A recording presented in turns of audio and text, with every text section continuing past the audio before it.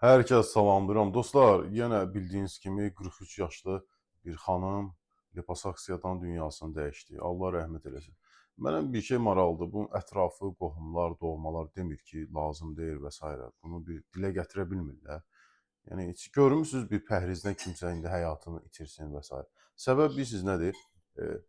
Tez nəticə verməkdir. Mən bir şey deyə bilmirəm ki, daha doğrusu deyirəm insanlar bunu yəni başa düşmür ki, sən bu liposuksiya elədin ha, yenə də sən pəhrizə oturmalısan. Bir də ki, liposuksiya eləyən insan var ha, indi ola bilsin həyat 3 gündən sonra, 4 gündən sonra həyatını itirirsə, amma ki, belə bir vəziyyət də olur ki, 5 ildən, 10 ildən sonra nəsə bir problem üzə çıxır. Sadəcə məndən deməkdir. Yəni bir daha söylürəm ki, çalışın tələsməyin.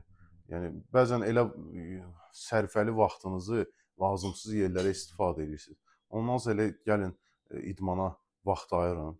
İnanın ki, ondan gözəli olmayacaq. Həm o sən liposuksiyaya ödəniş deyirsən, mən bilən çox ödənişli, tam məlumatım yoxdur. Həm cibində qalsın, həm də özün də arxayın ol ki, sağlamlığın yerində və bir də ki, təbii ki, təbii, yəni məşq eləyəndə forma daha da elastik olur. Bir daha söylürəm ki, çalışın sağlamlığınızı qoruyasınız. Sağ olun.